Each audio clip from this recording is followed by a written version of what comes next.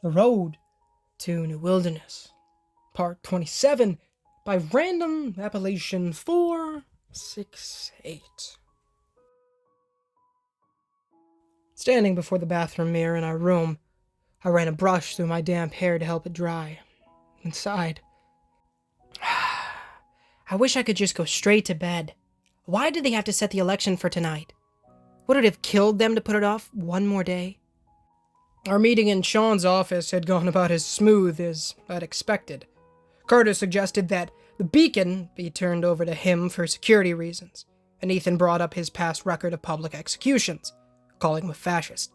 Dr. O'Brien demanded it be turned over to the researchers so they could study it, and Carter recalled Dr. O'Brien's efforts to restrict the market system in the fort, accusing her of being a communist. Ethan insisted the beacon be taken into custody by a joint force of New Wilderness staff, and Dr. O'Brien made a few snide remarks about capitalism just to dig at him, before implying that he didn't have the education level to make such decisions. Sean got so frustrated with everyone squabbling that he threatened to strap the beacon to a hand grenade if a solution wasn't found, to which Adam replied that Ark River would defend the beacon with force, rather than see it destroyed. Eve said nothing, but stood by Adam's side with her hand resting on the hilt of her cruciform sword, ready to defend him if anyone should attempt to force their way. Chris, Jamie, and I sat in the corner in silence, and only spoke when Sean asked for our version of events of the days prior. I made a point to leave out my run-in with the stranger in the yellow chemical suit, since I didn't think any of the four New Wilderness officials would believe me. Everyone left the conference room in a foul mood, and I dragged myself up to the room Jamie and I shared just to get away from the bitter arguing that continued well out into the hallway. I squeezed some toothpaste onto my toothbrush and tried to ignore the sky blue color on the bristles. I wonder if Chris ever managed to talk any of the officials down from their tirades. Jamie is probably snuggled up with Andrew by now, I'm assuming she gave up trying to convince Carter to cooperate with Sean. Of course, she and Chris might be somewhere together. The idea ached in my chest, worse than I thought it would, and I scrubbed harder at my teeth to hurry the process along. I had an alarm clock, a nice warm bed, and 4 whole hours until everyone in New Wilderness had to convene for the assembly elections. They'd set the official vote for 7 p.m. to be held in the visitor center parking lot, so no one could miss any of what went on. It was also a nice, big open space, so if anyone tried to start trouble, our marksmen from the wall could easily bring them down. With any luck, I could sleep through to the last moment, walk down to vote, and go right back to bed afterward. Sliding through the open bathroom door, Jamie leaned against the doorframe and let slide a sheepish half-smile. Hey. I blinked at her in surprise and spat my toothpaste suds into the sink. Hey, what are you doing back? I thought you were... Well, I figured you and Andrew would, catch up. Part of me had felt confused and jealous at how she'd flung herself into Andrew's arms the second he'd come jogging up the hallway from the lodge lobby. Jamie already had a great guy, but whatever was going on between her and Chris had yet to run its course. It almost didn't seem fair that she could vie for 2 separate people, likely unbeknownst to Andrew, while I had yet to find someone for myself. But still, I wanted to stick to my previous resolution, to be a friend first and foremost, no matter what it cost. She shook her head, and a flicker of Jamie's old weary humor poked through, even if for just a moment. I promised him we'd spend time together after the whole assembly mess is over, but I wanted to get to the market before it closed. So, here. Happy birthday. In her outstretched hands, Jamie offered a square bundle of blue cloth, a top of pair of corked-heeled wedge shoes with silver-colored straps. Upon taking the bundle in my hands, I watched in awe as a waterfall of azure material spilled out to reveal a silky dress, hand-woven from the artisan looms of the market. I couldn't help but run my hands over the soft material and drank in the way it kissed my skin like butter. I don't know what to... How did you... A little golden-eyed bird told me. Jamie winked, her face brightening at my reaction. I had to guess your size from the clothes you wear the most, but I think it should fit. The shoes were on sale, so naturally they had to come with. Even if it doesn't fit. I love it. A smile crossed my face before I had time to stop it. Thank you. But you didn't have to, you know? I mean, it's just nice that someone actually remembered. Jamie's happy countenance slipped and she rubbed at one arm, both green eyes staring at the white floor tiles. It's more than that. I've been a terrible friend these past few days. Not just to you, but of everyone. You certainly didn't deserve it. I know I can be hard to live with, and stubborn, but you're one of the few people who never held it against me. So, I'm sorry for being such a jerk. Under the light bulbs over the sink, I could see the tears glistening in Jamie's eyes, and my hidden jealousy melted. For all her faults, the things she'd said, the secrets she'd kept from me, she was still my best friend, and the only sister I'd ever had. Emotion welled in my throat, and I crossed the bathroom to wrap my arms around her as tight as I could. I forgive you, dress or no dress. Jamie sniffled, and I could tell by how hard she hugged me back that she fought to keep from breaking down. I wanted to tell her that I knew, that I'd heard her and Chris arguing, that I was willing to listen if she needed to talk, even if it killed me to hear it. But I couldn't bring myself to say the words, knowing that it could push Jamie away from me once more, that she might put her internal walls back up and shut me out, which would be unbearable. I had my friend back, and it felt so good not to be alone in this little room, with the world such a harsh, unloving place. Well, she pulled back and wiped at her eyes, the usual mischievous grin returning. Go ahead, try it on. I can shut my eyes if you're feeling squeamish. I rolled both of mine at her teasing and shucked my t-shirt and shorts to pull the dress over my head. It fit like a glove, the fabric light and smooth on my skin, the hem falling just above my knees and a swishy curtain.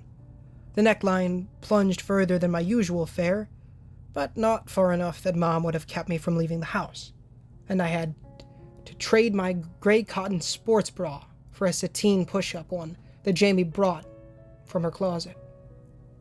She wove my hair into some kind of pattern and even dabbed touches of makeup from a compact kit onto my face. Jamie swabbed ruby red lipstick over my lips and stood back to admire her handiwork. Okay, take a look. Turning around, I stared at the mirror, my jaw slack. Whoa. A woman looked back at me from the polished glass, in a hand-stitched dress that hung on her slender frame in a gorgeous cascade of sapphire. Dark brown hair had been tied back in a princess-style weave, the makeup subtle, but enough to make the cheeks glow, and both lips shone out with pronounced, seductive scarlet. Shapely long legs stuck out from inside the dress, and the stranger froze with the same stunned hazel eyes set inside a painted face. Are you okay? Jamie squinted in concern. We can try something else if you're not. I'm beautiful. It came out as a half-choked sob, and my eyes blurred. Never in all my life had I been able to claim that. Never had I thought it. But now I couldn't think of anything else to say. I didn't look like some clumsy kid with a camera, a skinny girl who liked filmmaking, or the third wheel to anyone. And that amazing dress with my skin shining like polished alabaster, and my lips red as a cardinal's feather. While the cruel voices of internal criticism finally shut their mouths. I nearly knocked Jamie over with a second hug, and she giggled, kicking the shoes my way. Easy. You don't want to smear your makeup. Put these on, and I'll scrounge something up for myself. Then we can go see if the kebab stand is still open. My stomach rumbled in argument, and I slid the shoes on while Jamie changed into a black evening gown. I helped her straighten the long, bleached blonde locks on her head, and Jamie spritzed me with some kind of fruity perfume. We left our weapons and war belts in the room, a foreign concept to me after the chaotic week prior, and headed down the plush hall of the lodge to the lobby. Instead of heading for the double doors at the front, Jamie veered left and paused at the dark door, of the massive first-floor ballroom. I need to make a quick stop here first. You want to get the lights while I prop this door open? My eyebrows rose, but I stepped into the cavernous interior and palmed the wall for a light switch. Something shifted in the dark shadows, and I froze. Every vein running ice cold. Jamie? I breathed, my anxiety cranked up to 1,000, and backed away from the doors. There's something in there. She looked over her shoulder at me, and Jamie shook her head, but I couldn't miss the dark outline of something sliding over the wall just behind her. It's just shadows. Now help me find the... Bright white light exploded from everywhere, and I threw my hands up to cover both eyes out of instinct. I could almost hear the chitters in my memory, the screech thumping of limbs on rubble in the ruined streets of Collinswood. Voices roared in from every side, and my heart pounded like a trip hammer. I didn't know how the echo spiders had gotten in without anyone knowing. But without my weapon or some kind of device to confuse it, Jamie and I were sitting ducks. We had to run, had to scream, had to do something before the greasy cable snatched us up and... Surprise! The multitude of human voices shouted in glee, and it took my heart a moment to calm down as my eyes adjusted. Laughed and smiled, most in some kind of formal attire, though many seemed to have improvised in lieu of real dress clothes. Red, blue, and yellow streamers lined the walls, and a few balloons dotted the tables. Andrew stood near the door, his arm the object I'd seen on the wall. One work-stained hand still pressed to the light switch.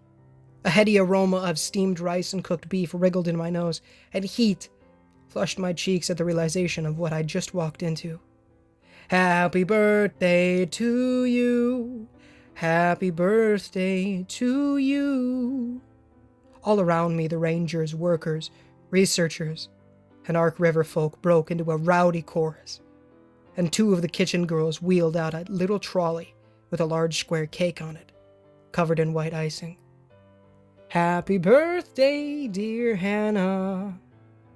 I tried to find words to speak, my mouth opening and closing like some marionette, but couldn't manage anything. The chorus ended, and they all waited in expectation as the cake rolled to a stop in front of me.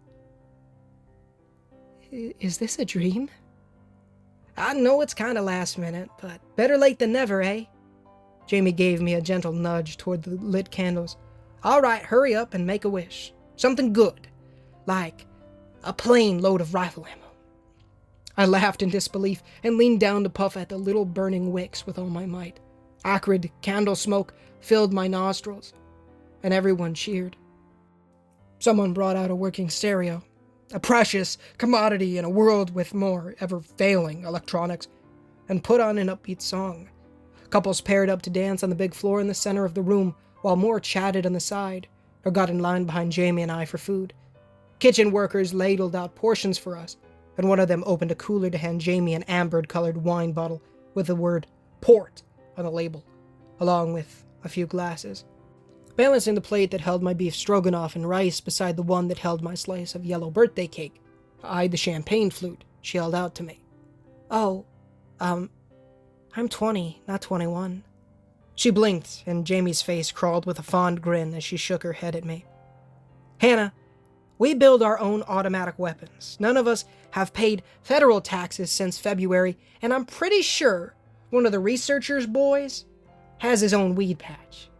Do you really think alcohol laws apply here? Fair point. Still, I hesitated. I'd never drank alcohol before, and the few times I'd smelled the cheap beer sold at football games in high school, it hadn't exactly endeared me to the stuff. Besides, I didn't want to get drunk and puke like some of the girls in the school parking lot after prom. Jamie seemed to sense my unease, and her smile became gentler. Don't worry, this is beginner stuff. Nice and sweet. Besides, I'll look out for you. No refills, take light sips, and no drinking anything but what I bring for us, okay? That took a huge weight off my shoulders, and I accepted the glass in relief. Despite the impromptu nature of the party, I found myself enjoying it more than any other. The food was delicious, and the wine wasn't too bad, even if it did make me feel kind of fuzz-brained after I finished my glass. Jamie noticed my slight unsteadiness, and the next drink came as a glass of water with lemon. But I faced none of the pressure I expected for being such a lightweight in terms of alcohol consumption. In fact, instead of being the invisible wallflower in Louisville, I was stunned as people lined up to talk to me, asked me about our trip in the South, and prodded for my account of the spider nest. They treated me like some kind of celebrity. And some brought what little gifts they'd been able to find on such short notice to pile them up at my table. Baggies of 22 cartridges, new socks, a copy of Gulliver's Travels, a handmade wooden comb, and an oil-smudged slip of paper from Andrew that read, "I owe you one new handgun." Ah! Under the weight of it all, I had to work extra hard just to keep from bawling like a baby. The tension from so many days smoothed over by this one act of extraordinary kindness. Is this what it's like? Being popular? Having real friends? At one point, Jamie caught me sniffling, and her eyebrows shot to the roof. "Hey, what's wrong? Is it the music? I can have them change it. We've got more CDs and..." I'm okay. I managed to push the sudden attack of emotion away and smiled through a red complexion. No one's ever done anything like this for me. Usually it's just me and my parents, maybe a few friends. This is nice. Through the old radio, another song came on, and people flocked to the dance floor in a loose square formation. Jamie grabbed my hand and tugged me to my feet, her eyes twinkling. "Come on, let's dance." Yikes. I shook my head, and my stomach churned. I don't really dance. "It's easy," Jamie pleaded, with a dramatic, pouty lower lip stuck out that barely concealed her ornery grin. "Come on, just one. There's so many people out there, no one will even see us." Every part of me wanted to stay right where I was. Maybe go for another slice of cake and avoid anything to draw more attention to myself. But Jamie seemed really excited, and there were a lot of people out there. I'd gotten this far by taking chances, hadn't I? One dance can't hurt.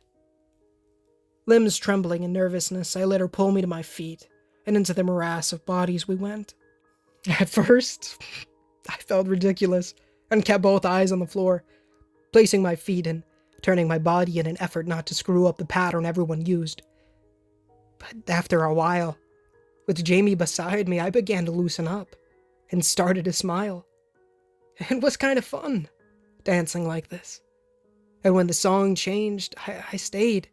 Soon, Jamie and I were laughing and dancing like fools, too happy to care if anyone was watching, and for the life of I couldn't remember why I'd been so afraid of doing this.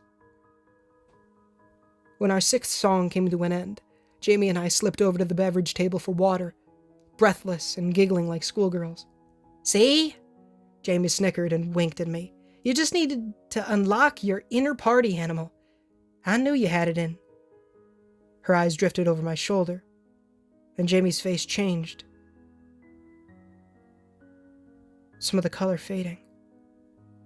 Confused, I turned and spotted a figure not far away, standing by the double doors of the ballroom that led out onto the exterior deck, his maple syrup-colored hair dark in the aura of the setting sun.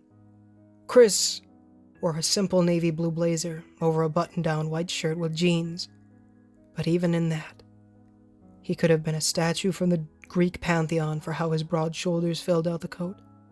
He held a glass with some kind of dark brown liquid, and both sky-blue eyes landed on mine from across the room, sending jolts of electricity through my blood. Jamie is right beside me. I can't do anything. I won't hurt her like that. Dragging my eyes away, I tried to ignore the gnawing sensation in my chest, and wished I could find another glass of port. "Hey, you wanna teach me gin rummy? One of the worker girls gave me a pack of cards. I can sneak some more cake if you want to find a place to." I looked up to find Jamie watching me with a melancholy smile. her emerald irises alight with a morose, knowing glint. "Hannah, it's fine," she whispered, though the pain in her tone cut me to the soul. "I've got to get a few dances in with Andrew anyway. Go on." But I frowned and refused to look toward Chris, afraid of what I might feel if I do. "No, seriously, I can..." Jamie's hand gripped mine, and she gave it a squeeze. "Get over there and raggle that boy, or I'll make you do another 5 rounds of the cha-cha slide. Come on. He's been waiting in that stupid corner all night. You want to make him think you don't like him?" There it was. Out in the open. A direct challenge to the truth I'd been avoiding for days on end. If I'd been scared to try dancing, this terrified me. Even more so for the agony etched across Jamie's face. She wasn't going to stop me. She wouldn't interfere, but the thought that I could be a source of sorrow for Jamie was too much to bear.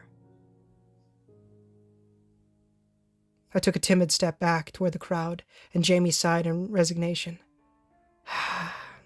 "Hey, Decker!" Her voice rang out above the nearby people, and before I could duck behind something, Jamie spun me around by the shoulders to push me toward Chris. Whirling on my heel, I readied to snap at her, but Jamie had already vanished into the throng of people. "You've got to be kidding me." "Hey." He stood only a few feet away. Both of those dazzling blue eyes locked on me, a warm half-smile on his rugged face.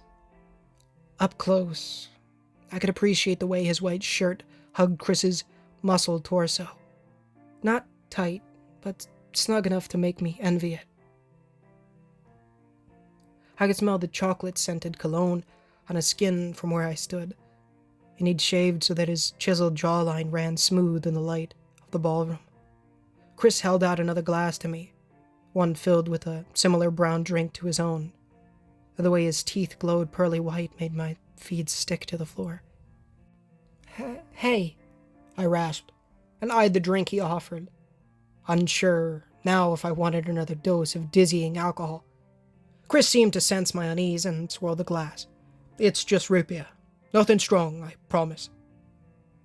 I could use something fizzy right about now. Grateful for something to occupy my shaking hands, I gripped the round champagne goblet and swallowed some of the sugary soda.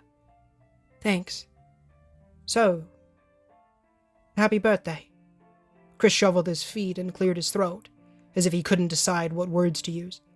"Sorry if I haven't come by before. It's been kind of a busy night, trying to keep certain members of the party from biting each other's heads off."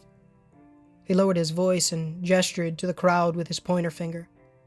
Now that he mentioned it, I realized all the important officials were here. Sean, Ethan, Carter, and Dr. O'Brien in various places throughout the crowd, along with Adam and Eve. Are they still mad? I rubbed my thumb across the condensation on my glass and searched for weapons among the crowd, finding none, but unconvinced that they weren't there. Chris shrugged and gulped some of his pop in a weary sigh.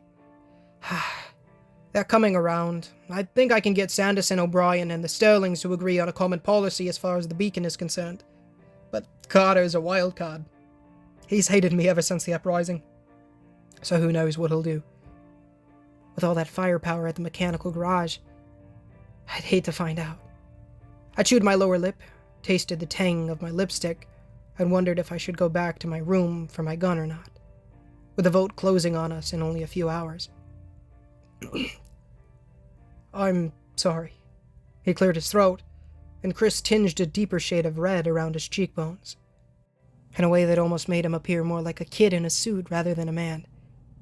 "Here, I am talking shop when it's your special day.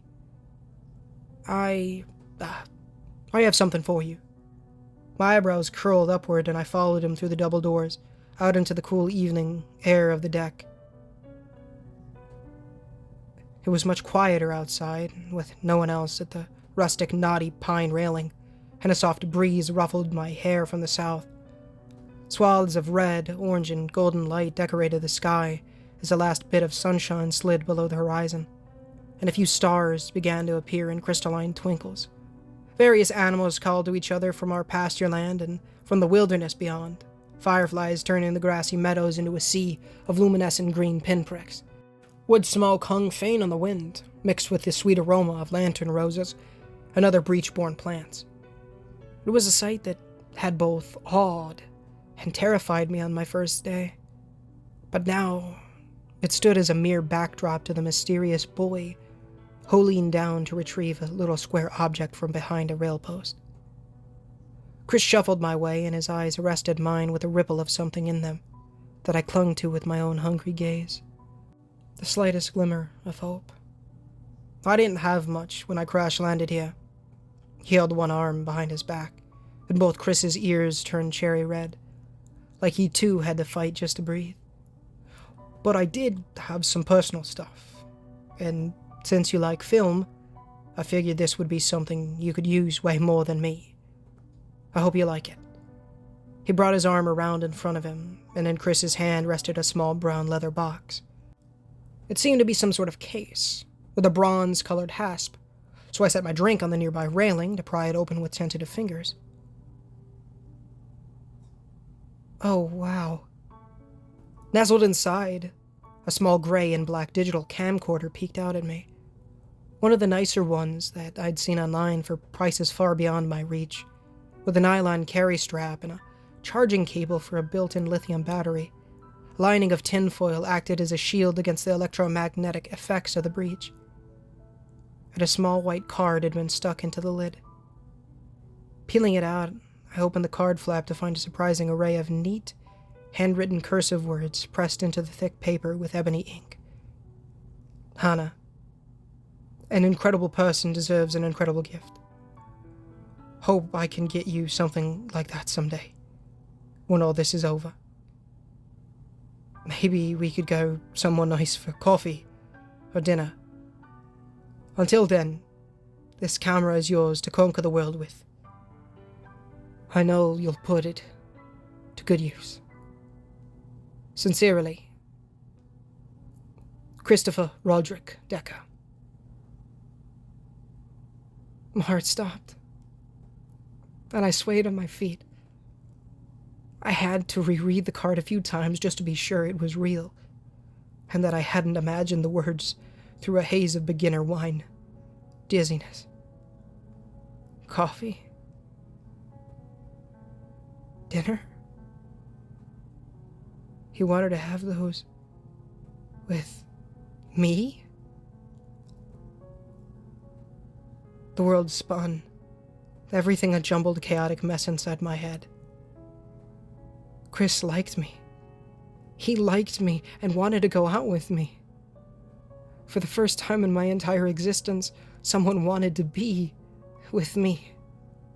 And I wanted to be with him. I could see it in my mind's eye. Us at a coffee shop during a snowy day. Us at a nice Italian restaurant pretending to be fancy people. Us at the county fair holding hands in line for corn dogs. I could already feel his arms around me, imagined his lips on mine. The heady sensation of him whispering my name so softly that chills ran down my spine. Dear gosh, I wanted that. Like I'd never wanted anything before. What do I do? What do I say? I can't. Jamie would. But she said, and he's so... Oh, Hannah, how do you get yourself into these things? Clutching the camera to my chest, I flicked my eyes up to meet his, and dared to let the warmth in my core spread through me like a tide of liquid fire. This is really... Motion flickered over Chris's left shoulder, and everything screeched to a halt. Several fingers of light, so distant that I almost didn't catch them in the fading glow of the day, arched into the sky in a familiar, eerie pattern. Images flashed through my brain.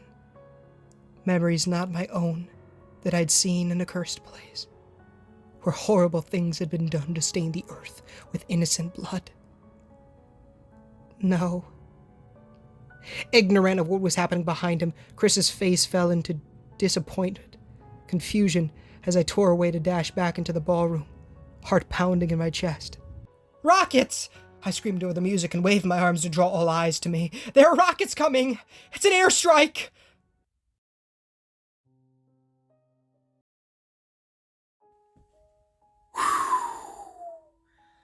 Sheesh! That's intense.